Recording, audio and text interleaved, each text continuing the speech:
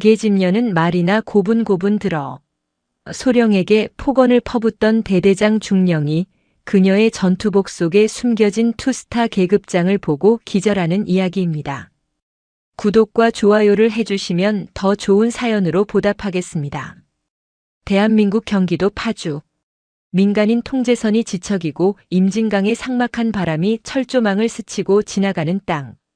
이곳은 세계에서 가장 중무장된 비무장지대를 마주한 최전선이자 대한민국 육군 제1보병사단 전진부대의 심장부였다. 가을의 끝자락 낙엽이 아스팔트 위를 황량하게 구르던 날. 1사단 사령부보다 더 북쪽에 위치한 수색대대 본부에 낯선 전투 헬기 한 대가 낮게 깔리는 바람을 일으키며 착륙했다. 헬기에서 내린 사람은 뜻밖에도 가녀린 체구의 여군 장교 한 명이었다. 그녀의 전투복 명찰에는 강채린이라는 이름 석자와 소령 계급장이 단정하게 박혀 있었다. 그녀는 육군본부나 합동참모본부가 아닌 후방의 육군교육사령부 전술평가실 소속이라는 생소한 명함을 내밀었다. 교육사 전술평가실장 강채린 소령입니다. 금일부터 일주일간 본 대대의 비무장지대 작전 수행 능력 및 전투 준비 태세를 평가하러 왔습니다. 그녀를 맞이한 대대 작전 과장 소령은 당혹감을 감추지 못했다. 교육사에서 그것도 일개 소령이 최전방 수색대대의 작전 능력을 평가하러 헬기까지 타고 왔다는 사실은 전례가 없는 일이었다. 강채린 소령은 말이 없었다. 그녀의 눈은 감정을 읽을 수 없을 만큼 깊고 차가웠으며 불필요한 인사치레나 잡담은 한마디도 하지 않았다. 그녀는 마치 존재하는 모든 빛을 빨아들이는 그림자처럼 조용히 대대 본부로 스며들었다. 이곳 1사단 수색대대는 황제의 왕국이었다. 대대장 황태수 중령. 그는 육사 출신의 엘리트이자 야전에서 잔뼈가 굵은 전형적인 마초형 지휘관이었다. 1사단 내에서도 가장 험한 임무를 도맡는 수색대대를 철권으로 통치하며 부하들 위에 신처럼 군림했다. 그의 말은 곧 법이었고 그의 심기는 사단의 그 누구도 감히 거스를 수 없었다. 교육사? 강채린 소령? 황태수 중령은 작전과장의 보고를 받고 코웃음부터 쳤다. 그는 집무실의 거대한 지도 앞에서 팔짱을 낀 채 창밖으로 막 도착한 강소령의 뒷모습을 훑어봤다. 계집 하나가 여기까지 행차하셨군. 그것도 후방에서 펜대나 굴리던 년이 감히 최전방 수색대대를 평가해? 그의 목소리에는 노골적인 경멸이 담겨 있었다. 야, 박원사. 예, 대대장님. 육중한 체구의 박철규 주임원사가 튀어나오듯 집무실로 들어섰다. 그는 황중령의 수족이자 대대의 모든 검은 돈과 인맥을 관리하는 금고직이었다. 손님 한 분 오셨다는데 방이나 하나 치워드려. 제일 구석에 먼지 쌓인 곳으로. 그리고 너무 귀찮게 해드리지 마. 우리 대대는 바쁘니까. 굳이 작전 지역까지 따라다니면서 다치기라도 하면 우리가 피곤해져. 안 그런가? 충분히 알아들었습니다. 대대장님. 박철규 원사가 음흉하게 웃었다. 황태수 중령은 강채린을 상대할 가치조차 없다고 판단했다. 그는 그녀를 손님으로 규정했고 손님은 왕국의 일에 간섭할 수 없었다. 하지만 그날 오후 강채린 소령은 박 원사가 안내한 구석진 숙소가 아닌 대대의 심장부인 무기고에 나타났다. 무기고 관리대장과 현재 보관 중인 모든 특수 정찰 장비 목록을 대조하겠습니다. 모든 장비의 일련 번호를 직접 확인해야 하니 지금 당장 문 개방하십시오. 그녀는 무기고 담당관에게 명령했다. 그녀의 목소리는 조용했지만 거부할 수 없는 무게가 실려 있었다. 소령님. 그건 대대장님 승인 없이는. 교육사령관 직권으로 발부된 공문입니다. 그녀가 붉은색 표지의 공문을 내밀었다. 군사보안규정 제30조에 의거 전술평가관은 예하부대의 모든 군사 자산에 접근할 권한을 가집니다. 문 여십시오. 담당관이 어쩔 줄 몰라 하며 황중령에게 무전을 치는 동안 강채린은 무기고 주변을 천천히 걷기 시작했다. 그녀의 시선은 자물쇠의 상태, 경계 근무자의 태도, 심지어는 환기구에 쌓인 먼지까지 훑었다. 그녀는 그림자였다. 그리고 그림자는 왕국의 가장 어두운 틈새로 스며들고 있었다. 황태수 중령은 경노했다. 감히 자신의 허락도 없이 그것도 여군 소령 따위가 신성한 무기고를 들쑤시려 한다는 사실에 이성을 잃을 지경이었다. 그는 당장 무기고로 달려갔다. 지금 이게 무슨 짓이야? 그의 고함에 무기고 앞 공기가 얼어붙었다. 강소령, 여기가 당신네 후방 사령부 놀이터인 줄 알아? 감히 어딜 함부로 뒤지려고 해. 강채리는 천천히 그를 돌아봤다. 그녀의 눈은 분노한 황중령의 시선과 정면으로 부딪혔지만 조금의 흔들림도 없었다. 전술평가 임무 수행 중입니다. 대대장님, 특수정찰 장비 현황은 전투준비 태세의 핵심입니다. 특수장비? 황중령이 기가 차다는 듯 웃었다. 여기 있는 야간 투시경 하나가 당신 1년치 월급보다 비싼 건 알아? 당신 같은 이론가가 만져서 고장이라도 나면 어쩔 건데? 그런 건 서류로 확인해, 서류로. 서류는 이미 검토했습니다. 강채린이 준비한 서류철을 들었다. 서류상으로는 완벽합니다. 하지만 지난 분기 소모성 부품 교체 내역이 단 한 건도 없습니다. 수십억 원짜리 장비들이 1년 내내 단 한 번의 고장도 마모도 없었다는 건 비현실적입니다. 뭐라고? 황중령의 표정이 순간 굳었다. 그게 무슨 소리야? 우리 박 원사가 관리를 워낙 철저하게 해서 그런 거지. 안 그런가, 박 원사? 어느새 달려온 박철규 원사가 땀을 삐질삐질 흘리며 맞장구를 쳤다. 예, 그렇습니다, 대대장님. 저희는 장비 하나하나를 제 몸처럼. 그렇습니까? 강채린이 박 원사를 쳐다봤다. 그녀의 시선이 너무도 차가워 박 원사는 뒷말을 흐렸다. 그럼 저기 보관된 PAQ-03K 표적 지식이 7대의 실제 작동 시간을 확인하겠습니다. 장비 내 로그 기록을 보면 간단하겠죠. 황태수와 박철규의 얼굴이 동시에 사색이 되었다. 그들이 제출한 완벽한 서류는 모두 조작된 것이었다. 그들은 최신형 특수 장비의 핵심 부품을 빼돌려 민간 업자에게 팔아넘기고 그 자리에 값싼 중국산 모조품이나 껍데기만 남은 고장난 장비들을 채워 넣었다. 실제 작동 시간을 확인하면 모든 것이 탄로날 터였다. 이 여자가 황중령이 이빨을 갈았다. 감히 지휘관을 의심해? 당신 지금 월권이야. 내가 당장 당신네 교육사령관한테 전화해서 하십시오. 강채린이 황중령의 말을 잘랐다. 하지만 그 전에 무기고는 열어야겠습니다. 열지 않겠다면 규정 위반으로 상부에 보고하고 강제 개방을 요청하겠습니다. 어느 쪽이 대대장님께 유리할지는 직접 판단하십시오. 황태수의 굵은 목에 핏대가 섰다. 그는 이 계집이 단순한 평가관이 아님을 직감했다. 그녀는 작정하고 자신의 목을 물어뜯으러 온 사냥개였다. 좋아. 좋다 이거지. 황중령이 싸늘하게 웃었다. 그렇게 현장이 궁금하시다. 그렇게 우리 애들 장비가 못 믿어오시겠다. 좋아. 내일 내가 직접 진짜 현장을 보여주지. 당신이 그렇게 좋아하는 특수 장비들. 실컷 구경시켜주겠다고. 그는 무기고 개방이라는 최악의 상황은 피했지만 동시에 강채린을 침묵시킬 다른 방법을 떠올렸다. 내일 새벽 5시. 수색대대 전술훈련장에 집합해. 우리 대대가 어떻게 싸우는지 그 잘난 눈으로 직접 확인하라고. 난 훈련 중에 사고가 나도 난 책임 못 져. 여긴 최전방이니까. 그의 눈에 담긴 살기는 노골적인 협박이었다. 알겠습니다. 새벽 5시에 뵙겠습니다. 강채린은 조금도 물러서지 않고 그의 협박을 정면으로 받아쳤다. 그녀는 돌아섰고 그녀의 등 뒤로 황태수의 도끼 어린 시선이 뱀처럼 따라붙었다. 그날 밤 대대장실. 미친년이야. 저거 보통 년이 아니라고. 황태수가 담배 연기를 거칠게 뿜어냈다. 대대장님 어쩌실 생각이바이실까? 전현이 내일 장비들 만져보면. 박 원사가 불안에 떨었다. 그래서 내가 훈련을 잡은 거 아니야. 황태수가 비열하게 웃었다. 박 원사. 내일 훈련은 실전처럼 한다. 특히 강소령이 맡을 구역. 오발 사고가 나기 딱 좋은 곳으로 배치해. 예? 오발 사고라니요. 시끄러. 사고는 언제든 날 수 있는 거야. 특히 후방에서 온 훈련 안 된 여군이라면 더더욱. 약간 겁만 줘서 다시는 파주 땅에 발도 못 붙이게 만들자고. 아니, 아예 입을 영원히 다물게 만들 수도 있고. 황태수의 눈이 붉게 충혈되었다.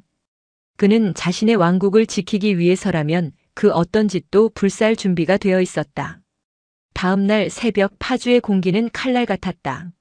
숨을 들이쉴 때마다 폐부가 얼어붙는 듯한 냉기가 전술 훈련장을 감쌌다. 1사단 수색 대대원들이 완전 군장 상태로 도열했고 그들 사이에 강채린 소령도 같은 복장으로 서 있었다. 황태수 중령이 위압적인 모습으로 훈련장 단상에 섰다. 오늘 훈련은 적 특작부대의 후방 침투를 가정한 실기동 훈련이다. 공포탄을 사용하지만 일부 구역에는 특수 모의탄이 설치되어 있으니 실전이라 생각하고 임하라. 그의 시선이 강채린에게 잠시 머물렀다. 특히 오늘 우리 훈련을 평가하러 오신 귀한 손님 강채린 소령님도 훈련에 동참하신다. 교육사에서 오신 분이니 얼마나 대단한 전술을 보여주실지 기대가 크군. 조롱 섞인 말에 몇몇 병사가 킥킥거렸다. 강소령은 일개 소대 병력과 함께 알파 고지를 확보, 적의 퇴로를 차단한다. 나머지 병력은 나를 따라 주력 부대를 섬멸한다. 이상. 훈련 개시. 알파 고지. 그곳은 훈련장에서도 가장 외진, 통신이 자주 끊기는 사각지대였다. 그리고 황태수가 박철규 원사에게 미리 손을 써두라고 지시한 곳이었다. 강채리는 말없이 배정된 소대원들을 이끌고 알파 고지를 향해 기동했다. 그녀와 함께하게 된 소대장은 일중대 소속 유진우 중이었다. 그는 얼마 전 임관한 아직 순수함이 남아있는 젊은 장교였지만 황태수 중령의 카리스마에 완전히 매료되어 그를 맹신하고 있었다. 소령님, 이쪽입니다. 저희 대대장님은 실전을 중시하셔서 훈련이 좀 험할 수 있습니다. 뒤처지지 않게 잘 따라오십시오. 유중희는 은연중에 그녀를 무시하며 앞서 나갔다.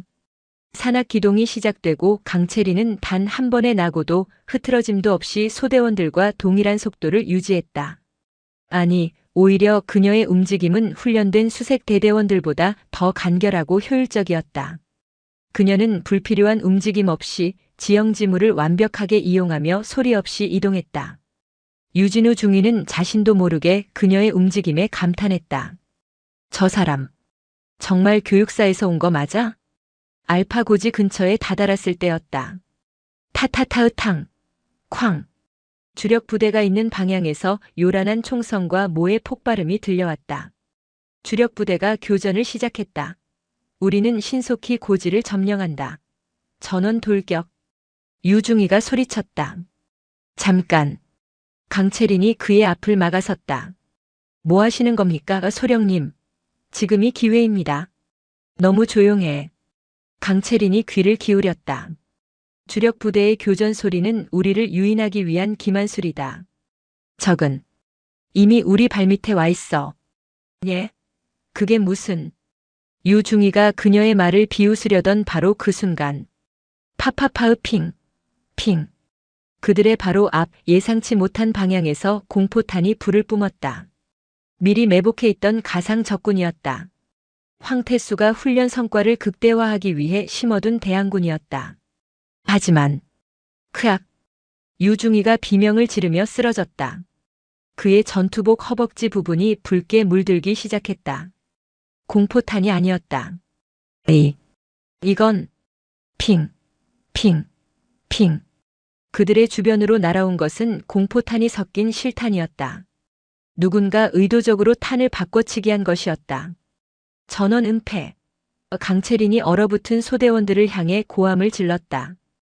이건 훈련이 아니다. 실제 상황이다. 그녀는 총알이 빗발치는 와중에도 망설임 없이 부상당한 유중희에게 포복으로 접근했다. 그녀의 머리 위로 실탄이 스쳐 지나가며 섬뜩한 파공음을 냈다. 오발 사고를 가장한 살인 미수. 강채린의 눈이 분노로 차갑게 빛났다. 황태수가 자신을 제거하기 위해 심지어 자기 부하인 유중희까지 미끼로 쓴 것이었다. 소령님. 다리가. 유중희는 고통과 공포로 떨고 있었다. 움직이지 마. 동맥은 피했다. 강채리는 능숙하게 자신의 전투복을 찢어 그의 허벅지를 강하게 지혈했다. 핑, 핑. 총알은 집요하게 강채린과 유중이가 있는 바위 주변에 박혔다. 제기랄. 누가 쏘는 거야? 소대원들이 공포에 질려 엄폐물 뒤에서 나오지 못했다. 강채리는 유중이의 출혈을 막은 뒤 소총을 고쳐 잡았다. 그녀의 눈이 총알이 날아오는 방향을 쫓았다. 숲속 깊은 곳, 약 300m 전방의 작은 능선. 저격수다. 아니, 대항군으로 위장한 황태수의 사람이다. 그녀는 유중이의 무전기를 집어들었다. 대대 지휘망이 아닌 그녀만이 아는 비상 주파수를 입력했다. 그림자, 그림자. 여기는 목표 지점. 참교육 상황 발생. 참교육 상황 발생. 둥지 헬기와 망치 타격대를 즉시 투입한다. 현재 시각부로 사냥을 개시한다. 그녀의 무전은 파주 1사단 사령부가 아닌 서울 용산의 국방부 청사 깊숙한 곳, 그 누구도 존재를 모르는 비밀 지휘 통제실로 향하고 있었다. 무전을 마친 그녀는 소총의 조정관을 단발에 맞췄다. 유중이, 내 말 잘 들어. 내가 지금부터 저놈의 시선을 끌겠다. 10초 뒤 내가 뛰쳐나가는 반대 방향으로 포복해서 바위 뒤로 숨어. 예? 소령님, 안 됩니다. 위험합니다. 이건 명령이다. 강채리는 유중이의 눈을 똑바로 바라봤다. 그 눈에는 더 이상 후방에서 온 나약한 여군 소령의 모습이 없었다. 그곳에는 수백 번의 사선을 넘어온 가장 냉혹하고 숙련된 전사의 눈빛이 번뜩이고 있었다. 그녀는 숨을 깊게 들이마셨다. 그리고 총알이 빗발치는 그곳을 향해 자신의 몸을 던졌다. 지금이야.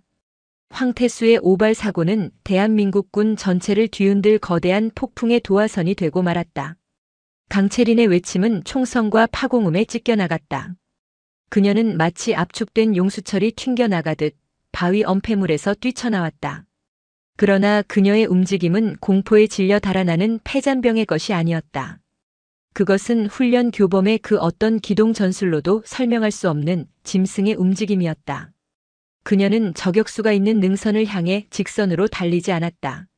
몸을 낮게 깔고 마치 땅을 훑듯이 지그재그로, 그러나 일정한 박자 없이 불규칙하게 발을 내디뎠다.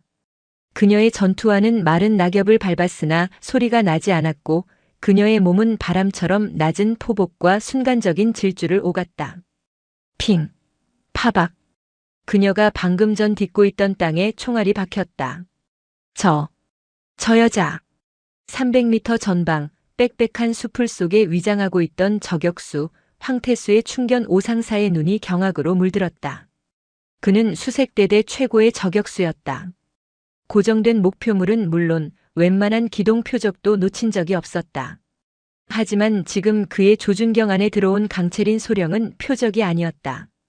그녀는 유령이었다. 그녀는 총알이 날아올 궤적을 미리 읽는 것처럼 움직였다.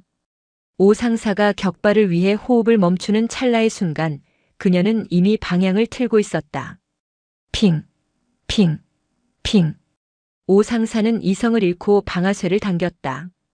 오발 사고로 위장해야 한다는 황중령의 지시는 이미 머릿속에서 사라졌다. 저것을 죽여야 한다는 본능만이 남았다. 젠장, 젠장. 왜 안 맞는 거야? 그는 조준경을 통해 달려드는 강채린의 눈을 보았다. 그 눈은 겁에 질려 있기는커녕 오히려 자신을 비웃는 듯한 차가운 분노로 불타고 있었다. 오 상사는 등골에 식은땀이 흐르는 것을 느꼈다. 자신이 사냥꾼이 아니라 사냥감이었음을 깨달았다. 한편 부상당한 유진우 중위는 강채린이 만들어준 그 찰나의 순간 고통을 이기며 필사적으로 몸을 굴렸다. 그는 안전한 바위 뒤편으로 기어들어와 거친 숨을 몰아쉬었다. 피가 흐르는 다리의 고통보다 방금 전 자신이 목격한 광경이 더 큰 충격으로 다가왔다. 저건 소령의 움직임이 아니야. 그는 육군사관학교에서 배운 모든 전술 지식을 떠올렸다. 특수전 사령부의 최고 엘리트 요원, 흑표범이나 살무사 같은 대테러 특임대 요원들의 시범 영상에서나 보았던 인간의 한계를 초월한 기동술이었다. 교육사 전술평가관? 거짓말이야. 저 여자는 대체 누구지? 그의 머릿속에서 자신을 이곳으로 내몬 황태수 중령의 목소리가 겹쳐졌다. 유중희, 자네가 선봉에서 그강 소령이라는 여자 잘 보필하고 혹시라도 사고가 나면 즉시 보고해. 사고. 황 중령은 이미 모든 것을 알고 있었다. 유진우 자신은 그저 강채린을 죽음의 덫으로 유인하기 위한 미끼이자 동시에 오발 사고의 희생양을 맡을 소모품이었던 것이다. 그토록 하늘처럼 믿고 따랐던 지휘관에 대한 맹신이 배신감이라는 차가운 얼음 송곳이 되어 심장을 꿰뚫었다. 으흑. 그의 입에서 고통인지 절망인지 모를 신음이 터져나왔다. 바로 그때 훈련장 전체를 뒤흔드는 이질적인 소리가 파주의 하늘을 갈랐다. 우우우우. 지축을 울리는 묵직한 프로펠러 소리였다. 1사단이 보유한 500MD 정찰 헬기의 가벼운 소리가 아니었다. 훨씬 더 크고 무겁고 위압적인 블랙호크 UH-의육시 편대의 접근음이었다. 뭐야? 저 소리는 알파고지에서 수 킬로미터 떨어진 대대 지휘소 CP 황태수 중령이 헤드셋을 벗어던지며 밖으로 뛰쳐나왔다. 어느 부대 헬기야? 당장 쏘아. 그의 말은 하늘을 뒤덮은 거대한 강철의 그림자 앞에 멈춰섰다. 검은색, 빛을 반사하지 않는 특수 도료로 칠해진 그 어떤 식별 마크도 없는 두 대의 블랙호크 헬기가 마치 지옥의 사자처럼 훈련장 상공을 낮게 선회하고 있었다. 네. 대대장님, 레이더에 잡히지 않았습니다. 피하 식별 신호도 없습니다. 통신병이 새파랗게 질려보고 했다. 미친놈들. 여기가 어딘 줄 알고. 황태수는 이것이 강채린과 연관되었으리라고는 꿈에도 생각지 못했다. 그는 이것이 북한의 침투이거나 아니면 미군의 오인 비행이라고 생각했다. 당장 전 대대원은 실탄장전, 대공 방어 태세. 그의 명령이 떨어지기도 전 알파고지의 강채린이 움직였다. 그녀는 추적을 피해 엄폐한 지점에서 신호탄을 꺼내 하늘로 쏘아 올렸다. 슈우구, 퓨. 하늘에서 터진 것은 조난 신호용 붉은색 연막도 안전 신호용 녹색 연막도 아니었다. 아무도 본 적 없는 선명한 보라색 연기였다. 그것은 호국 감찰사령부의 최정예 타격대 망치에게만 하달되는 사령관 현장 개입 및 즉시 타격을 의미하는 제왕 신호였다. 신호 확인. 제왕이다. 검은 헬기 편대의 리더가 외쳤다. 1번기 독사우 상사 제압. 2번기 폭군항 태수 CP 확보. 두 대의 헬기가 즉시 분리되었다. 한 대는 오 상사가 숨어있는 능선으로 급강하였고 다른 한 대는 황태수의 지휘소를 향해 전속력으로 날아갔다. 저것들이. 오 상사는 자신을 향해 돌진해 오는 거대한 검은 매를 보고 공포에 질려 소총을 버리고 도망치기 시작했다.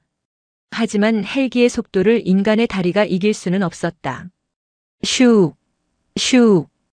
헬기 측면에서 로프가 발사되었고 온몸을 검은색 특수 장비로 감싼 4명의 망치 대원들이 순식간에 땅으로 내렸다. 그들은 유령처럼 숲을 가로질러 넋이 나간 채 도망치던 오상사의 사지를 정확하게 제압했다. 살려. 국가감찰사령부다. 살인 미수 및 상관 살해 기도 혐의로 체포한다. 단 한 명의 대원이 오상사의 입에 재갈을 물리고 눈을 가린 채 헬기로 끌고 갔다. 그 같은 시각 강채린은 보라색 연기가 피어오르는 곳에 유유히 서 있었다.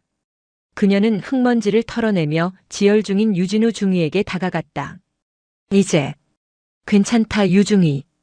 유진우는 자신을 향해 걸어오는 강채린의 모습에서 더 이상 소령을 볼 수 없었다.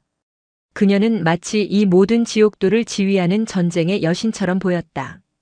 그리고 황태수의 지휘소. 네. 대대장님. 헬기가 이쪽으로 옵니다. 쿠쿠쿠쿠쿠쿠.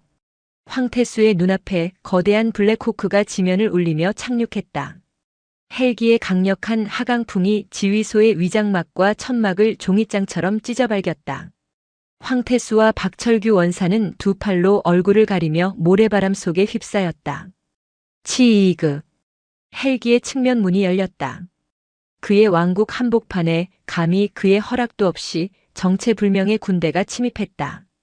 황태수의 오만함은 이제 극도의 분노와 알 수 없는 공포로 변해가고 있었다. 그는 자신의 손으로 판 무덤의 입구에 서 있었다. 모래바람이 거치고 황태수 중령은 실눈을 떴다. 그의 왕국이었던 대대 지휘소는 거대한 검은 헬기가 뿜어낸 바람에 의해 처참하게 무너져 내렸다. 작전 지도와 서류들이 바람에 날려 사방으로 흩어졌다. 어느 부대야? 내 놈들. 황태수는 자신의 마지막 자존심인 고함을 내질렀다. 자신의 부하들이 비록 지금은 멀리서 공포에 질려 지켜보고 있었지만 그들 앞에서만큼은 무너진 모습을 볼 수 없었다. 헬기 측면에서 먼저 내린 것은 전투복이 아닌 깔끔한 정복 차림의 중년 남자였다. 그는 군인이 아니었다. 그의 가슴에는 국방부 문장이 박힌 특수 신분증이 달려 있었다. 그는 국가감찰사령부의 수석 감찰관이었다. 황태수 중령. 본인은 국가감찰사령부 수석 감찰관 이강준이요. 지금부터 본 훈련 구역 전체를 통제. 감찰? 족가는 소리. 황태수가 이성을 잃고 폭언을 쏟아냈다. 여긴 최전방이야. 감찰 따위가 끼어들 곳이 아니라고. 그리고 저 헬기는 뭐야? 미쳤어? 적들이 보면 어쩌려고. 대대장님, 진정하십시오. 박철규 원사가 황중령의 팔을 잡았지만 그 역시 다리가 사시나무 떨듯 떨리고 있었다. 바로 그때 두 번째 헬기가 지휘소 옆에 착륙했다. 망치 타격대원들에게 제압당한 오상사가 질질 끌려 나왔고 그 뒤를 이어 흙먼지와 위장 크림으로 범벅이 된 강채린이 내렸다. 그녀의 손에는 방금 전까지 오상사가 사용했던 저격용 소총이 들려 있었다. 황태수는 강채린을 보자마자 모든 공포가 다시 분노로 바뀌었다. 이 모든 사태의 원흉이 저 계집이라고 확신했다. 강채린, 이 미친년. 그가 강채린을 향해 달려들려 했다. 내년이 감히 외부 병력을 끌어들여? 군사 반란이야. 이건 반란이라고. 내가 내년 군복을. 황태수. 강채린의 목소리가 지휘소 전체를 얼렸다. 그녀는 더 이상 소령의 목소리를 내지 않았다. 그것은 수많은 사선을 넘고 수만 명의 생사를 결정하는 자만이 가질 수 있는 서리빨 같은 지휘관의 목소리였다. 그녀는 황태수의 눈앞에 멈춰섰다. 그리고는 흙먼지가 묻은 손으로 자신의 전투복 상의 지퍼를 천천히 내렸다. 전투복 안에 받쳐 입은 짙은 갈색의 전투 셔츠. 그리고 그 왼쪽 가슴팍에 파주의 흐린 가을 햇살 아래에서도 찬란하게 빛나는 두 개의 거대한 은빛 별. 육군 소장 투스타 계급장. 황태수의 입이 벌어졌다. 그가 내뱉으려던 모든 욕설과 폭언이 목구멍 안에서 얼어붙었다. 꺼. 그는 거짓말이라는 단어조차 완성하지 못했다. 그의 뇌가 현실을 받아들이기를 거부했다. 가장 먼저 무너진 것은 박철규 원사였다. 님? 그는 그 자리에 그대로 무릎을 꿇었다. 아니, 다리에 힘이 풀려 주저앉았다. 그의 눈은 공포로 완전히 풀려 있었고 입에서는 알아들을 수 없는 신음만 새어나왔다. 헬기에서 내린 망치 타격대원들이 일제히 그녀를 향해 경례를 붙였다. 사령관님. 이강준 수석 감찰관이 황태수에게 다가와 이제는 조롱이 섞인 목소리로 말했다. 정식으로 소개하지 황태수 중령. 이분은 내 놈이 감히 계집년이라 불렀던 분. 대한민국 국가감찰사령부 사령관 육군 소장 강채린 장군이시다. 황태수의 온몸이 통제불능의 경련을 일으켰다. 그는 숨을 쉬는 법을 잊어버린 듯 헐떡였다. 소장. 소령이 아니라. 소장? 교육사 평가관이 아니라. 감찰사령관. 살인미수. 상관 살해기도. 그것도 현역 투스타를 상대로. 그의 머릿속에서 모든 조각이 맞춰지며 그가 저지른 일의 무게가 거대한 산사태처럼 그를 덮쳤다. 강채린 소장이, 아니 강채린 사령관이 그의 턱을 손으로 거칠게 움켜쥐고 자신을 바라보게 했다. 눈 떠라 황태수. 황태수는 공포에 질려 그녀의 눈을 마주하지 못했다. 내 놈이 말했지. 계집년은 말이나 고분고분 잘 들으라고. 그녀의 차가운 눈동자가 불타고 있었다. 내 놈이 말한 그 계집년이 오늘 내 놈의 목줄을 끊으러 왔다. 그녀는 황태수의 뺨을 가볍게 그러나 모욕적으로 툭툭 쳤다.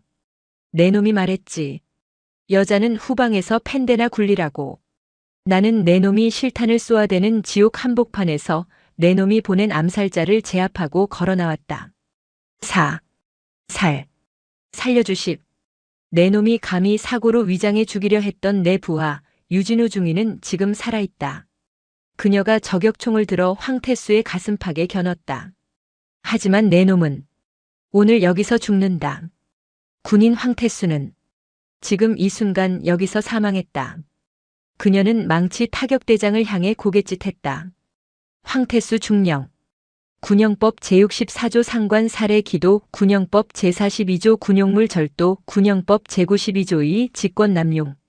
현 시간부로 체포한다. 안 돼. 안 돼. 황태수는 마지막 남은 힘을 다해 발악했다. 그는 자신이 황제였던 이 왕국에서 이렇게 초라하게 무너질 수 없었다. 나는 육사. 억울하다. 이건 함정이다. 전현이 날 모함한 거야. 시끄럽다. 망치 대원이 그의 복부를 강타해 숨을 멎게 한 뒤 그의 팔을 꺾어 바닥에 짓눌렀다. 수갑이 채워지는 차가운 금속성 마찰음이 훈련장 전체에 울려 퍼졌다. 강채리는 바닥에 주저앉아 넋이 나간 박철규 원사를 걷어찼다. 박철규 원사. 내 놈의 더러운 금고는 지금쯤 텅 비어 있을 거다. 다른 감찰팀이 이미 대대본부와 그의 숙소를 급습해 모든 비자금 장부와 밀거래 내역을 확보했다는 뜻이었다. 내 놈은 군인의 명예를 돈과 바꾼 기생충이다. 내 놈이 빼돌린 그 부품값 때문에 오늘 유진우 중위 같은 아들들이 피를 흘린 거야. 끌고 가. 황제와 그의 충복은 가장 비참한 모습으로 자신들의 부하들이 지켜보는 앞에서 헬기로 끌려 올라갔다. 훈련장에 모여있던 수색대대 전 병력은 이 모든 광경을 숨죽인 채 지켜봤다. 그들의 신이 무너지는 순간이었다. 그들의 왕국이 붕괴하는 순간이었다. 강채린 사령관은 헬기에 오르기 전 흙먼지 투성이의 전투복 차림으로 두 개의 별을 빛내며 그들 앞에 섰다. 그녀의 시선은 이제 한 명의 폭군이 아닌 기만당한 수백 명의 젊은 군인들을 향하고 있었다. 그녀의 진짜 임무는 이제부터 시작이었다. 검은 헬기 두 대가 파주의 하늘을 가로질러 사라졌다. 황태수와 박철규 그리고 오상사를 태운 헬기는 용산의 국방부 영창으로 직행했다. 강채린 사령관을 태운 지휘 헬기는 다시 훈련장에 착륙했다. 폭군은 사라졌지만 왕국의 잔해는 치워야 했다. 훈련장에는 수색대대 전 병력이 무장 해제된 채 연병장에 집결해 있었다.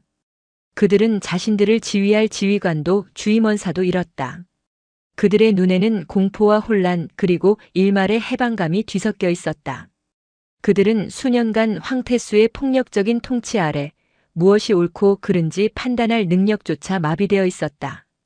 강채린 사령관은 헬기에서 내려 부상당한 유진우 중위가 응급처치를 받고 있는 의무 천막으로 향했다. 유중위는 다리의 출혈은 멎었지만 정신적 충격으로 여전히 미세하게 떨고 있었다.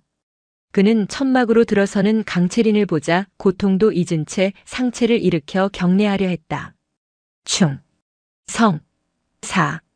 사령관님. 누워있어 유중위. 강채린의 목소리는 지휘소에서 황태수를 신문할 때와는 달리 낮고 차분했다. 그녀는 의무병에게 잠시 자리를 비켜달라 손짓하고 유중위의 곁에 쪼그려 앉았다. 유중위는 감히 그녀의 얼굴을 쳐다보지 못했다.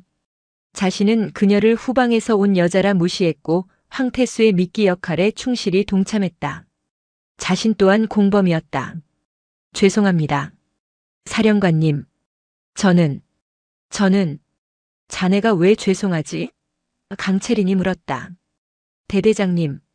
아니, 황태수 중령의 명령이 잘못된 것을 알면서도 저는 따랐습니다. 사령관님을 위험에 빠뜨렸습니다. 아니. 강채린이 그의 말을 잘랐다. 자네는 몰랐다. 알았다기보다 애써 외면했겠지. 그것이 자네가 이 왕국에서 살아남는 방식이었을 테니까. 그녀는 유중위의 붕대를 바라봤다. 하지만 오늘은 달랐어.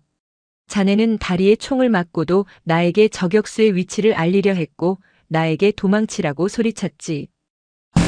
자네 아내는 아직 군인의 명예가 살아있다. 유중희.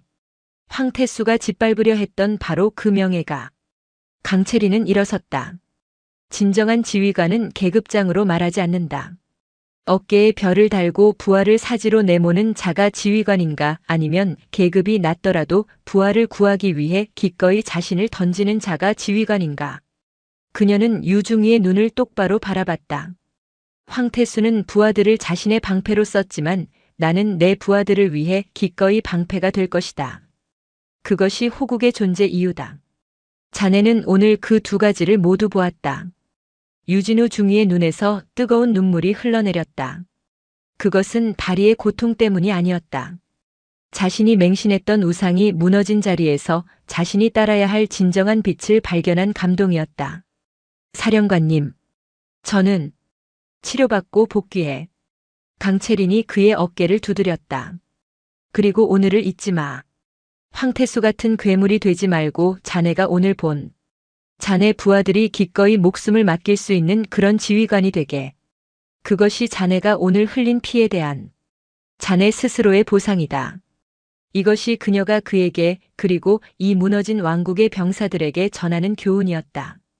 강채리는 천막을 나와 연병장에 도열한 수백 명의 수색대대원들 앞에 섰다. 그녀는 마이크를 잡지 않았다. 그녀의 육성이 차가운 파주의 공기를 가르고 모든 대대원들의 귀에 똑똑히 박혔다.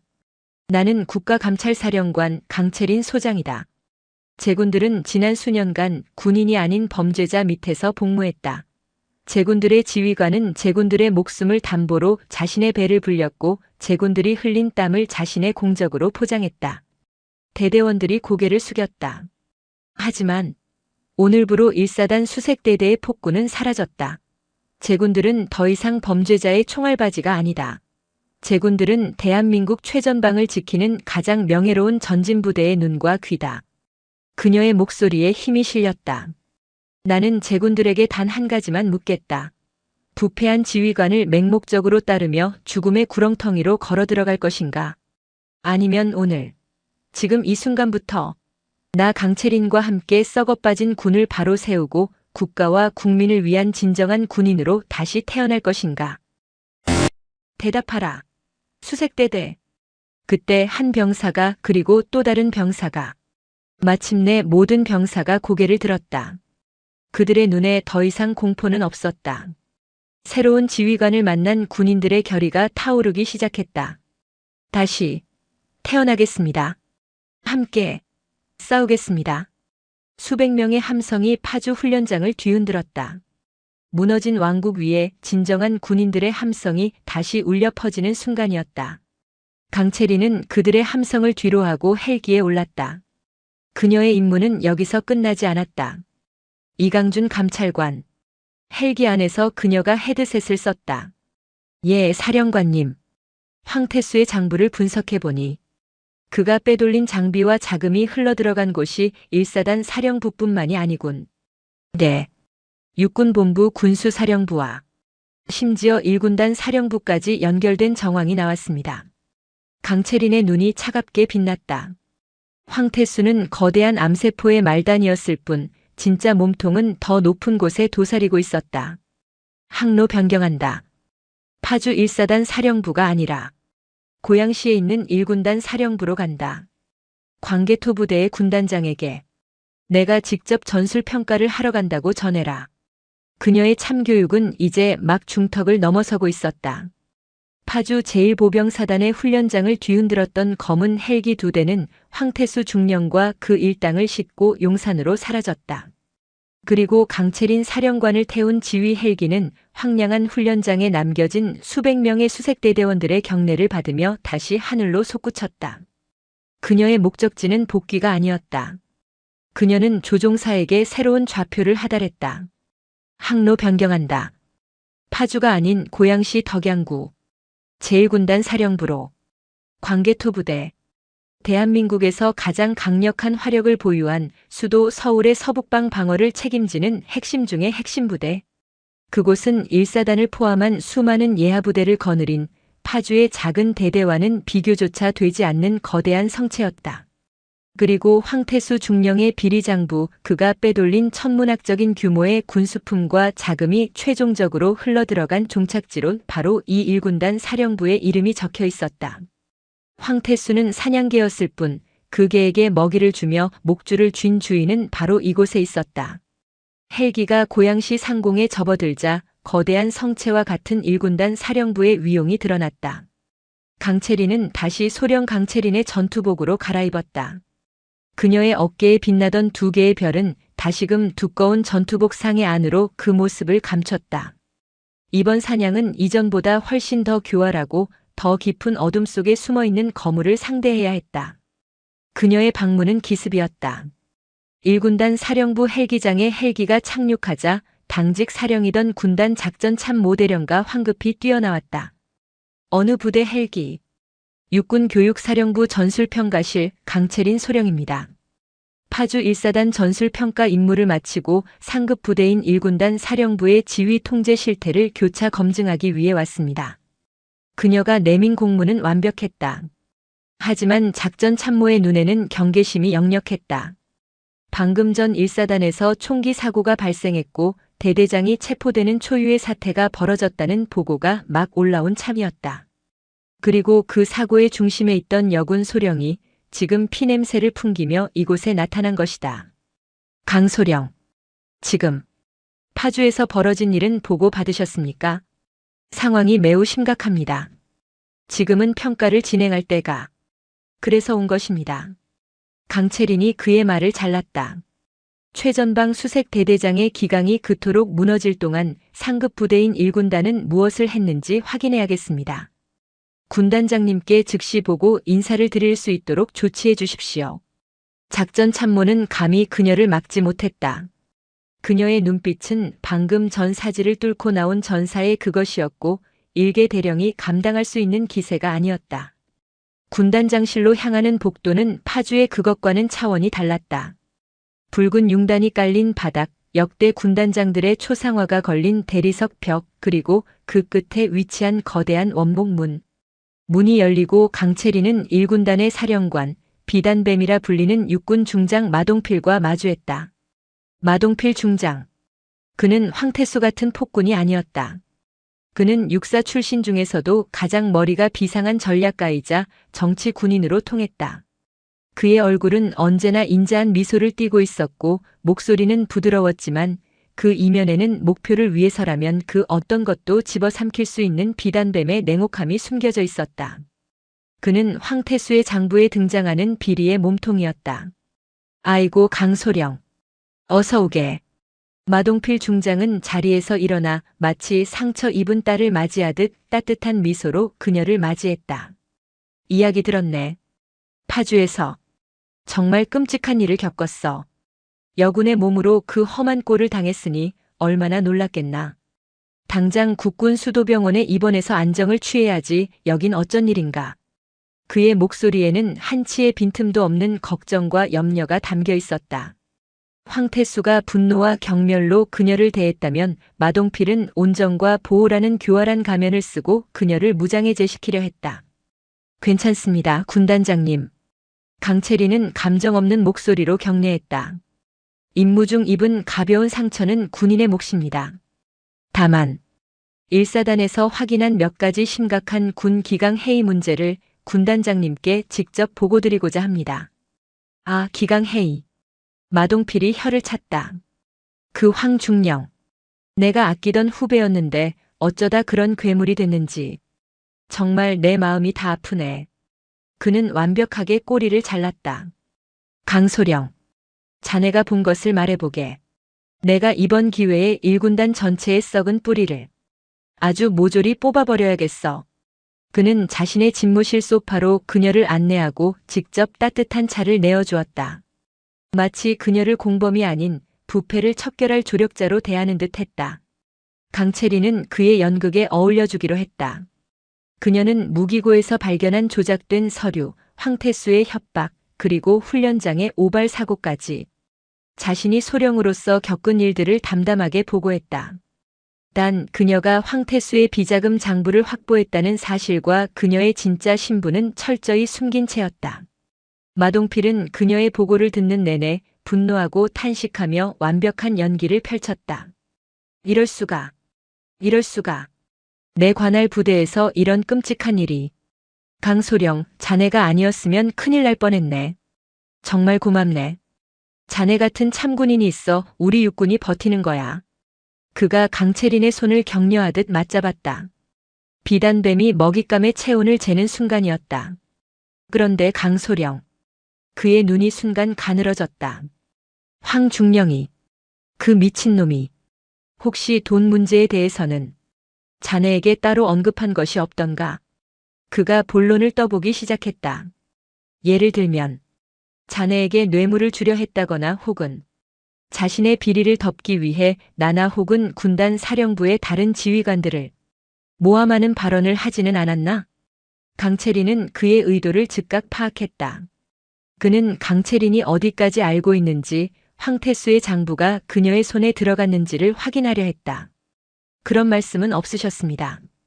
그저 저의 평가 임무를 방해하고 저를 겁박하려 했을 뿐입니다. 그런가? 그래, 다행이군. 마동필의 얼굴에 다시 인자한 미소가 돌아왔다. 하지만 그의 눈빛은 다행이 아니라 처리하기 쉽겠다는 안도감이었다. 그는 강채린을 황태수의 비리를 목격한 성가신 목격자일 뿐 자신의 비리를 아는 위협적인 적은 아니라고 판단한 것이다. 강소령, 자네는 우리 군의 보배야. 하지만 이번 일로 충격이 컸을 테니 평가는 이쯤에서 중단하고 내가 육본에 잘 이야기해서 자네를 편한 곳으로 옮겨주겠네. 교육사보다는 저기 후방 군수사나 아니면 계룡대 본부의 행정직은 어떤가?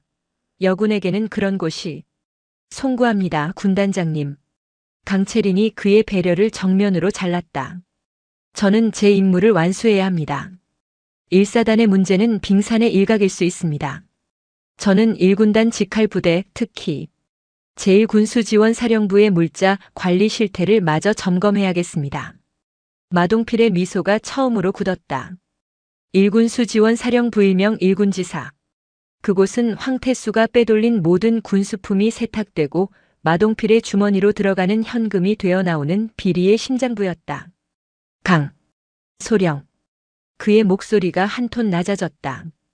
거긴 자네 소관이 아닐 텐데. 거긴 군단 직할이긴 하나 군수사령부의 통제를 받는. 그래서 교육사령관님께 권한을 위임받았습니다. 강채린이 두 번째 공문을 꺼냈다. 군단장님께서도 뿌리를 뽑겠다고 하지 않으셨습니까? 제가 그 뿌리를 찾도록 도와주십시오. 마동필은 그녀를 노려봤다. 인자한 가면 뒤에 비단뱀이 혓바닥을 날름거렸다. 저 계집이 순진한 건지 아니면 무모한 건지 감히 자신의 영린을 건드리고 있었다. 좋아. 그렇게까지 원한다면. 마동필이 다시 미소를 지었다. 돕고 말고 내 기꺼이 도와주지. 하지만 1군지사는 보안구역이라 혼자서는 위험해. 내가 아주 듬직한 안내자를 붙여주겠네. 그가 인터폰을 눌렀다. 조 대령 들어오게. 문이 열리고 면도날처럼 날카로운 인상의 대령이 들어왔다. 군단 감찰참모 사냥개 조필현 대령. 그는 마동필의 수족 중에서도 가장 잔인하고 충성스러운 인물이었다. 조 대령. 육본에서 오신 강채린 소령일세. 1군지사 평가를 돕고 싶어 하시니 자네가 아주 친절하게 그리고 샅샅이 안내해드리게. 강 소령님이 궁금한 것 하나 없이 만족하고 돌아가실 수 있도록 말이야. 마동필은 친절하게 샅샅이 궁금한 것 없이라는 단어에 죽음의 무게를 실어 명령했다. 조필현 대령이 강채린을 향해 기계적인 미소를 지었다.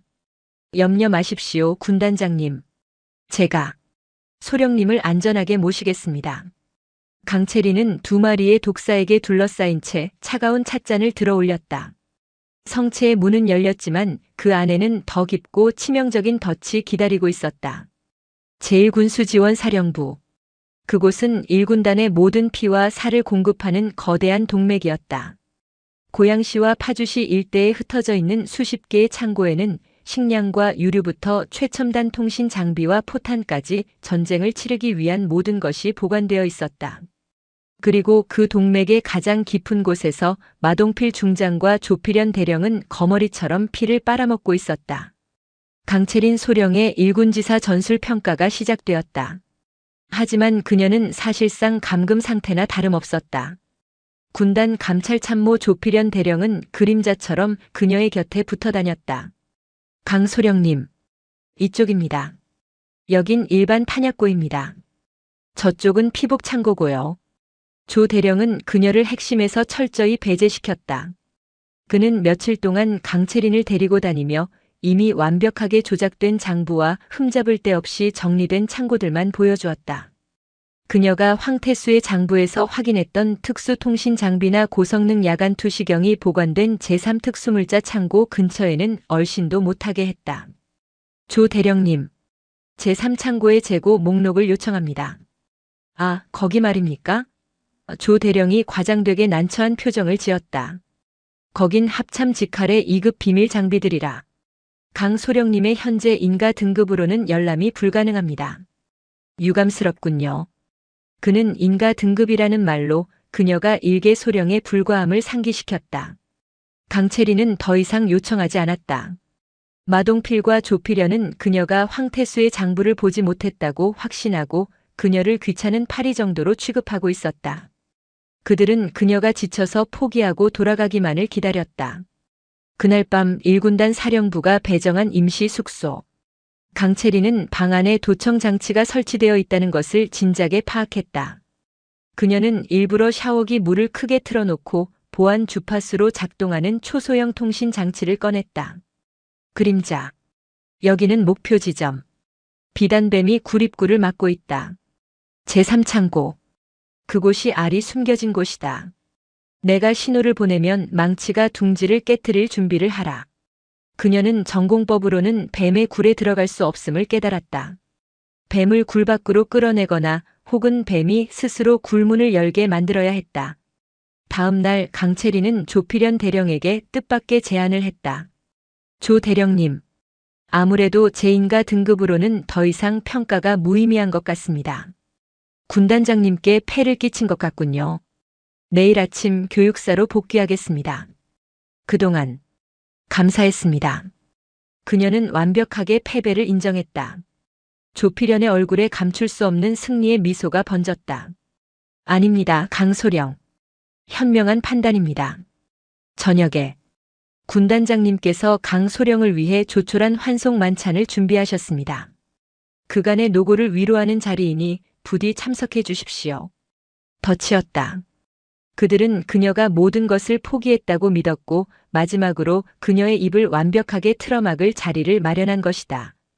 그날 저녁 1군단 사령부 내의 장교 회관 광개토홀. 거대한 연회장에는 강채린과 마동필 중장, 그리고 조필현 대령, 단 3사람뿐이었다. 화려한 음식들이 차려졌지만 공기는 얼음장처럼 차가웠다. 자, 강소령. 고생했네. 마동필이 와인 잔을 높이 들었다. 파주에서 겪은 끔찍한 일들은 잊고 새로운 곳에서 새 출발하길 바라네. 자네의 앞날을 위하여. 강채리는 잔을 들었지만 마시지는 않았다. 군단장님, 복귀하기 전에 마지막으로 드릴 말씀이 있습니다. 오, 뭔가. 강채리는 전투복 주머니에서 작은 수첩을 꺼냈다. 황태수 중령이 체포되기 직전 저에게 건넨 것입니다. 마동필과 조필현의 눈이 동시에 수첩에 고정되었다. 그는 자신이 억울하다고 했습니다. 자신이 모든 것을 뒤집어 쓰게 되었다며 이 수첩을 저에게 주며 군단장님께 전해달라고 했습니다. 그는 이 수첩 안에 자신이 군단장님을 위해 얼마나 충성했는지 적혀 있다고 했습니다. 이것만 보시면 군단장님께서 자신을 구해주실 거라고. 그것은 강채린이 만들어낸 치명적인 미끼였다. 황태수의 장부는 그녀의 머릿속과 호국의 서버에만 존재했다. 마동필의 손이 미세하게 떨렸다. 황태수 그 미친놈이 이런 것까지 남겼단 말인가. 그는 강채린이 이 수첩의 내용을 모른다고 판단했다. 그저 심부름꾼 역할을 하고 있다고. 이리 주게. 마동필이 손을 내밀었다. 조필연이 그녀에게서 수첩을 낚아채듯 빼앗아 마동필에게 건넸다. 마동필은 수첩을 펼쳤다. 그 안에는 날짜와 함께 일군지사 제3창고에서 반출된 특수 장비들의 목록과 일련번호, 그리고 그것이 마동필 중장에게 전달된 내역이 강채린의 필체로 조작되어 적혀 있었다. 이건 마동필이 수첩을 쥔 손을 부들부들 떨었다. 이것은 황태수의 것이 아니었다. 이것은 강채린 저 계집이 자신을 떠보기 위해 파놓은 함정이었다. 강채린. 마동필의 인자한 가면이 산산조각 났다. 내년이 감히. 이제야 본색을 드러내시는군요, 군단장님. 강채린이 자리에서 일어섰다. 그 수첩은 가짜입니다. 하지만 군단장님의 그 반응은 진짜군요. 2년이. 조필연이 허리춤에 권총을 뽑아 들려던 순간 쿠구구구구구구 광개토울 전체가 무너질 듯한 굉음과 함께 연회장의 모든 통유리 창이 강력한 하강풍에 의해 박살나기 시작했다.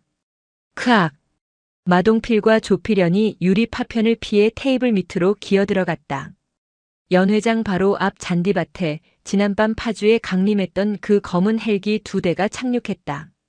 쾅! 쾅! 연회장의 정문과 후문이 동시에 폭파되며 망치 타격대원들이 섬광탄과 함께 쏟아져 들어왔다. 손들어. 움직이면 쏜다. 모든 것은 10초 만에 끝났다. 테이블 밑에서 기어나온 마동필과 조필연은 자신들의 머리에 겨눠진 수십 개의 차가운 총구를 마주해야 했다. 그리고 그들 앞으로 유리 파편 위를 아랑곳하지 않고 걸어온 강채린이 섰다. 그녀의 손에는 이제 소령 강채린의 가짜 신분증이 아닌 그녀의 진짜 권한이 담긴 비상통신 장치가 들려 있었다. 조필연 대령. 나를 친절하게 안내해준다고 했지. 그녀가 조필연의 멱살을 잡아 일으켰다. 내 놈이 감히 내 인가 등급을 운운하며 제3창고를 숨겼겠다. 살려. 걱정 마라. 강채린이 차갑게 웃었다. 지금쯤 내 부하들이 그 창고를 샅샅이 뒤지고 있을 테니까. 내 놈들이 바꿔치기한 모조품들과 내 놈들이 숨겨둔 비자금 장부까지 전부. 그녀는 마지막으로 마동필 중장에게 다가갔다.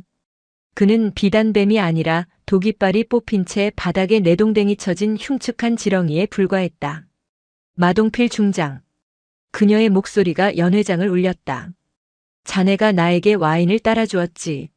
자네의 그 배려에 내가 답례를 해야겠군. 그녀는 테이블 위에 있던 차가운 얼음물통을 들어 마동필의 머리 위에 그대로 부어버렸다. 흐악. 정신 차려라, 이 쓰레기야. 강채린은 젖은 생쥐꼴이 된 마동필의 뺨을 후려쳤다. 내 놈은 황태수보다 더 악질이야.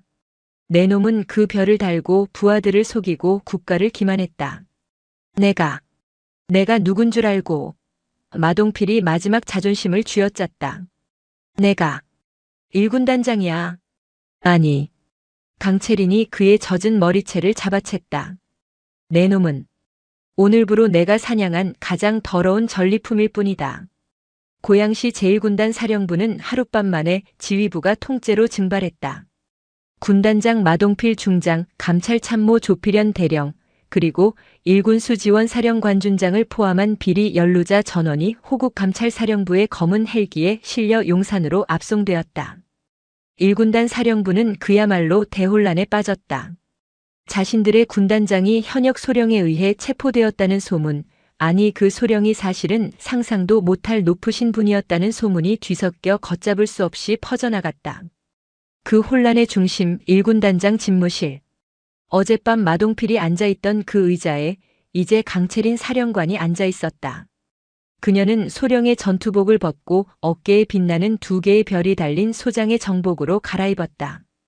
그녀는 밤새 일군지사 제3창고에서 압수한 원본 장부와 마동필의 집무실 비밀 금고에서 발견된 뇌물수수 내역을 검토하고 있었다. 그 규모는 파주 1사단과는 비교도 되지 않았다. 수천억 원에 달하는 군수품이 서류상으로만 존재했고 그 돈은 마동필을 거쳐 더 높은 곳으로 흘러들어간 흔적이 발견되었다. 사령관님, 망치 타격대장이 보고했다. 압송된 마동필이 입을 열기 시작했습니다. 자신은 몸통이 아니라고 주장하고 있습니다. 그렇겠지. 강채리는 서류에서 눈을 떼지 않았다. 이 정도 규모의 비리는 일개 군단장 혼자서 벌일 수 없어. 그 위에 이 모든 것을 묵인하고 함께 나눠 먹은 우두머리가 있다는 뜻이다. 그녀의 시선이 장부의 마지막 페이지에 머물렀다. 그곳에는 단 하나의 암호명만 적혀 있었다. 백두. 군 내부에서 백두라는 암호명으로 불릴 수 있는 존재는 단 한 사람. 육군본부의 정점 혹은 그 이상이었다. 이강준 감찰관. 강채린이 통신장치를 켰다. 지금 즉시 호국의 모든 정보망을 가동한다. 백두의 정체를 파악해. 마동필과 황태수는 미끼에 불과했다. 진짜 사냥은 이제부터 시작이다. 그녀가 막 작전을 지시하려던 순간 집무실 문을 누군가 조심스럽게 두드렸다. 누구인가? 저 사령관님. 1사단 수색대대에서 유진우 중위가 사령관님을 뵙겠다고 찾아왔습니다. 강채린의 눈이 의아함으로 빛났다. 유진우 중위? 들라 해라. 문이 열리고 아직 다리를 조금 절뚝거리면서도 군복을 갓 다려입은 듯 각을 잡은 유진우 중위가 들어왔다. 그는 집무실 중앙에 서서 소령이 아닌 소장 강채린을 향해 자신의 군 생활 전체를 건 듯한 우렁찬 목소리로 경례를 붙였다. 충, 성, 육군 중위 유진우, 사령관님께 보고드립니다. 편히 서라. 다리는 괜찮은가? 예, 괜찮습니다. 유중이는 벅찬 표정으로 그녀를 바라봤다. 저는 파주에서 사령관님께서 하신 말씀을 잊을 수가 없었습니다. 썩은 뿌리를 뽑고 진정한 군인으로 다시 태어나라는 그 말씀을. 그는 품에서 서류 봉투 하나를 꺼내 책상 위에 올렸다. 이것은 황태수 중령이 체포된 직후 제가 대대장실에서 발견한 것입니다. 황 중령이 미처 파기하지 못한 이면 장부입니다. 강채린이 봉투를 열었다. 그 안에는 황태수가 마동필 중장에게 상납한 내역 외에 마동필조차 모르게 그가 따로 관리하던 또 다른 상납 라인이 기록되어 있었다. 그리고 그 종착지에는 역시 백두라는 이름이 적혀 있었다. 유중이. 자네. 저는 사령관님께서 제게 주신 두 번째 기회를 이렇게 갚고 싶었습니다. 유진우 중위의 눈에 결연한 의지가 타올랐다. 저는 더 이상 괴물에게 복종하는 나약한 장교가 아닙니다. 저는 사령관님의 병사가 되고 싶습니다. 강채리는 말없이 유중위를 바라봤다. 황태수의 폭정 아래 공포에 떨던 나약한 장교는 이제 없었다. 불의를 직접 목격하고 죽음의 문턱에서 살아 돌아와 스스로 정의를 선택한 한 명의 진정한 군인이 서 있었다. 이것이 그녀가 그토록 바라던 교훈의 결실이자 이 모든 싸움의 감동이었다. 유진우 중위. 예, 사령관님. 강채리는 자리에서 일어나 소장의 계급으로 중위 유진우에게 정중하게 거수 경례를 붙였다. 자네가 이 군의 희망이다. 유진우 중위는 터져나오는 울음을 참으려 입술을 깨물었다. 강채리는 그가 가져온 이면 장부를 집어들었다. 마동필의 장부와 황태수의 장부. 두 개의 조각이 마침내 하나로 맞춰졌다. 백두. 이제 당신을 잡으러 갑니다. 그녀의 눈은 이제 고양시가 아닌 대한민국군의 심장부 서울 용산의 국방부 청사 그 가장 높은 곳을 향하고 있었다. 고양시 제1군단 사령부는 그야말로 대혼란에 휩싸였다. 군단장과 감찰참모 군수사령관까지 지휘부 전체가 하룻밤 사이에 증발해버렸다. 광개토부대라는 이름이 무색하게 거대한 성체는 왕을 잃고 공황에 빠졌다. 이 모든 일이 교육사에서 온 여군 소령 한 명에 의해 벌어졌다는 사실을 그들은 받아들일 수조차 없었다. 그 혼란의 중심, 이제는 호국 감찰사령부의 임시 지휘 통제실이 된 1군단장실. 강채린 사령관은 밤새 단 한숨도 자지 않았다. 그녀는 어깨에 빛나는 두 개의 별이 달린 소장 정복을 입은 채 압수된 두 개의 장부를 대조하고 있었다. 황태수가 파주에서 보관하던 원본 장부 그리고 유진우 중위가 목숨을 걸고 가져온 마동필조차 몰랐던 이면 장부. 두 개의 장부는 하나의 교차점을 가리키고 있었다. 백두. 백두. 이름 한번 거창하군. 강채린의 옆에서 데이터를 분석하던 이강준 수석 감찰관이 혀를 찼다. 황태수와 마동필이 상납한 자금의 최종 종착지입니다. 유진우 중위가 붉게 충혈된 눈으로 브리핑을 시작했다. 그는 이 역사적인 순간의 일원이 되어 자신의 모든 것을 불태우고 있었다. 두 장부의 자금 흐름을 교차 분석한 결과 매분기 말 거액의 현금이 백두라는 코드명으로 전달되었습니다. 그 시기는 공교롭게도 육군본부의 정기 전군 지휘관 회의 날짜와 정확히 일치합니다. 전군 지휘관 회의. 강채린의 눈이 가늘어졌다. 그렇다면 백두는 계룡대에 있다는 뜻이군. 계룡대. 대한민국 육군, 해군, 공군의 심장부가 모여있는 그야말로 신성불가침의 영역이었다. 황태수와 마동필의 입은 열렸나? 마동필은 무너졌습니다. 이강준 감찰관이 보고했다. 자신은 꼬리일 뿐이라며 백두가 자신을 버릴까봐 두려워하고 있습니다. 그는 백두의 정체를 알고 있습니다. 바로 강채린은 이미 답을 알고 있다는 듯 모니터에 떠있는 한 남자의 사진을 가리켰다. 인자한 미소, 서리빨 같은 위엄, 대한민국 육군을 상징하는 단 한 사람의 얼굴이었다. 육군 참모총장, 대장 서판석. 방 안의 공기가 얼어붙었다. 육군대장, 현역군 서열 2위이자 대한민국 육군의 모든 장병을 지휘하는 살아있는 전설로 불리는 인물이었다. 그가 부패의 정점이었다. 유진우 중위는 자신도 모르게 마른 침을 삼켰다. 일개 수색 대대장 그리고 군단장을 넘어 이제 그들의 칼끝은 육군의 왕을 향하고 있었다. 서판석 총장. 강채린이 그의 이름을 나직이 은조렸다. 그는 자신의 청렴함을 방패로 그 뒤에서 가장 더러운 돈을 탐해왔다. 황태수 같은 폭군과 마동필 같은 비단뱀을 전국의 군단과 사단에 심어놓고 거대한 거머리처럼 군의 피를 빨아먹은 진짜 몸통이었군. 사령관님. 하지만 상대는 육군 참모총장입니다. 이강준이 조심스럽게 말했다. 증거가 있다 한들 그를 끌어내릴 명분이. 그에게 접근할 방법조차 없습니다. 계룡대는 그의 왕국입니다. 아니. 강채린이 자리에서 일어섰다. 그에게도 약점은 있다. 그는 탐욕스럽다. 그리고 오만하다. 그녀는 유진우가 가져온 이면 장부를 가리켰다. 마동필이 체포된 지금 백두로 향하던 돈줄이 끊겼다. 서판석은 초조할 거야. 동시에 이 사태를 수습하고 자신의 꼬리를 완벽하게 자르려 하겠지. 어떻게 하실 생각입니까? 가장 탐욕스러운 짐승은 가장 달콤한 먹이로 유인하는 법. 강채린의 눈이 얼음보다 차갑게 빛났다.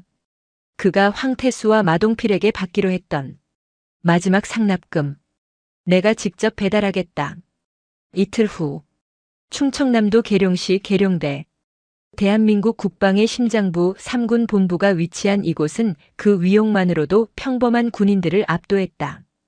이곳에서 전군 주요 지휘관 긴급 안보 점검 회의가 열렸다.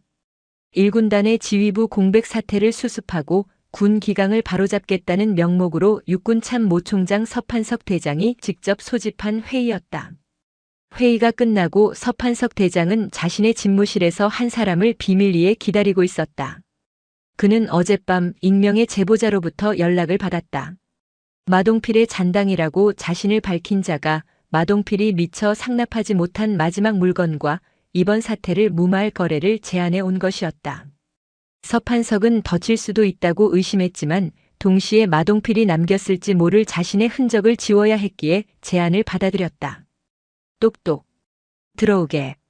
문이 열리고 서판석 대장의 눈앞에 나타난 것은 뜻밖에도 소령 계급장을 단 단정한 여군 장교였다. 강채린 소령. 서판석 대장의 눈이 가늘어졌다.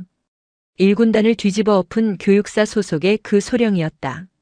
그가 직접 만나려 했던 마동필의 잔당이 바로 그녀라는 사실에 그는 순간 당황했지만 이내 노련한 미소로 그것을 감췄다. 허허, 강소령 아닌가? 자네가 어쩐 일로 여기까지 이 계집이 감히 나를 협박하러 왔단 말인가? 마동필의 장부를 손에 쥐고 더 큰 것을 얻어내러 온 것인가? 서판석은 그녀를 또 다른 거머리로 판단했다. 총장님, 강채리는 무표정한 얼굴로 격려했다. 1군단에서 회수한 물건을 전해드리러 왔습니다. 그녀는 어깨에 메고 있던 가방에서 황태수의 장부에 적혀있던 것과 동일한 규격의 황금 두꺼비 한 쌍을 꺼내 책상 위에 올려놓았다. 마동필이 서판석에게 상납하려던 마지막 뇌물이었다. 서판석의 눈이 탐욕으로 번뜩였다. 그는 강채린이 자신을 협박하러 온 것이 아니라 새로운 상납 라인이 되기 위해 충성 맹세를 하러 왔다고 확신했다. 하하. 그가 호탕하게 웃었다. 강소령. 자네. 아주 영리한 군인이었군. 마동필이 같은 멍청한 놈들 밑에 있기엔 아주 아까운 인재야. 그는 황금 두꺼비를 만족스럽게 쓰다듬으며 그녀에게 손을 내밀었다. 좋아. 자네의 충성을 받아들이겠네. 황태수와 마동필은 잊어. 자네가 그들보다 더 큰 일을 할 수 있도록 내가 직접 백두의 날개 아래 품어주지. 그는 스스로 자신의 정체를 자백했다.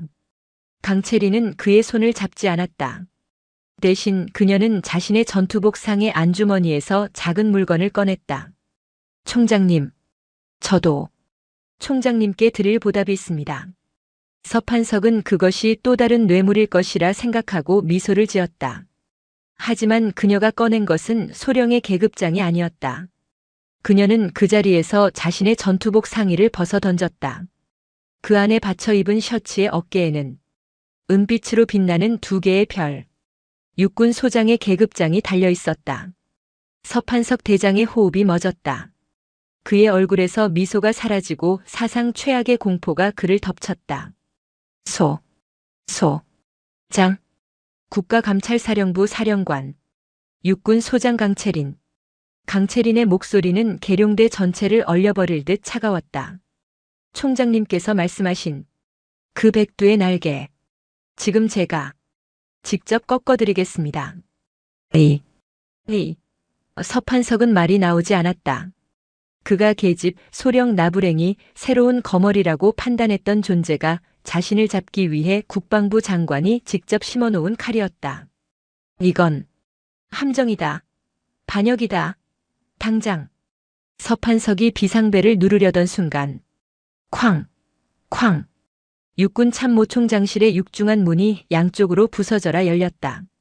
총장의 경호 병력은 이미 제압된 후였다. 문을 열고 들어온 것은 합참의장과 국방부 장관, 그리고 그 뒤를 따르는 호국의 망치 타격대원들이었다. 서 총장. 합참의장이 참담한 표정으로 입을 열었다. 국방부 장관이 강채린에게 고개를 끄덕였다. 강 장군. 임무 완수했군. 모든 것이 그녀가 기획한 완벽한 심판이었다. 육군 대장 서판석. 강채린이 그의 앞으로 다가갔다. 그녀는 책상 위에 황금 두꺼비를 집어들어 서판석의 떨리는 손에 쥐어주었다. 당신이 평생 탐했던 이 더러운 전리품입니다. 그녀는 서판석의 어깨에 달린 대한민국 육군의 상징이었던 4개의 별, 그 대장 계급장을 자신의 손으로 직접 뜯어냈다. 당신은 군복 입은 군인이 아니라 군복 입은 도적이었다. 으아. 서판석은 계급장이 뜯겨나간 어깨를 붙잡고 짐승처럼 절규하며 무너져 내렸다. 대한민국 육군의 백두가 무너지는 순간이었다. 몇 달 후, 대한민국군은 역사상 유례없는 대수술을 겪었다. 육군 참모총장을 필두로 1군단장, 1사단 수색대대장에 이르기까지 부패의 사슬에 엮인 수십 명의 장성들과 장교들이 군복을 벗고 법의 심판을 받았다. 그들의 재판은 신속하고 엄중하게 진행되었다.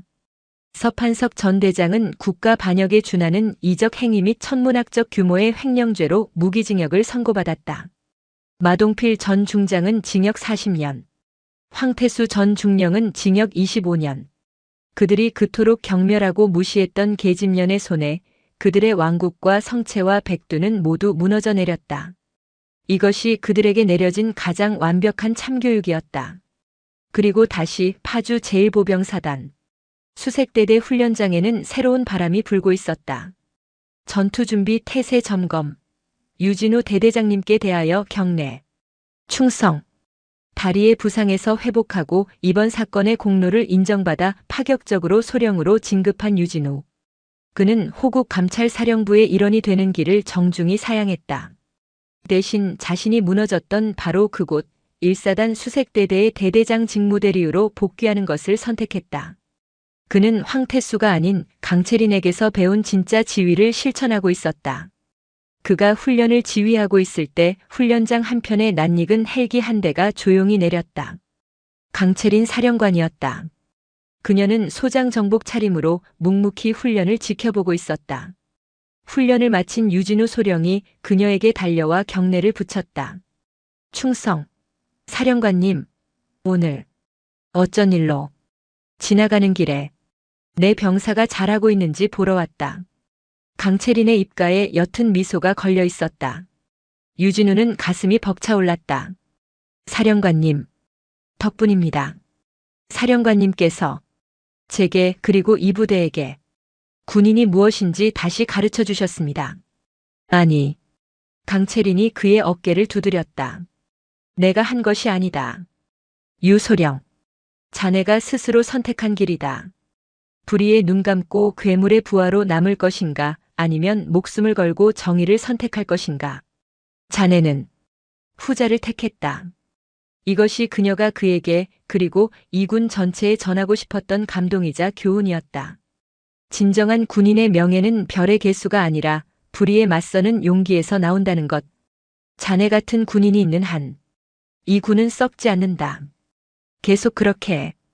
이 최전선을 지켜주게. 명 받들겠습니다. 강채린은 유진우 소령의 경례를 받으며 돌아섰다. 그녀의 임무는 아직 끝나지 않았다. 헬기에 탑승한 그녀에게 이강준 감찰관이 새로운 보고서를 내밀었다. 사령관님, 육군을 정리했더니 이번엔 해군에서 악취가 진동합니다. 차세대 잠수함 도입 비리 심해라는 자가 움직인 정황입니다. 강채린은 보고서를 받아들었다. 그녀의 눈은 다시 얼음 송곳처럼 차갑고 날카롭게 빛났다. 항로 설정. 진해로 간다. 그녀의 정의는 육군을 넘어 이제 대한민국 국군의 가장 깊은 바다를 향하고 있었다. 오늘도 요지경 사연을 잘 들어주셔서 감사합니다.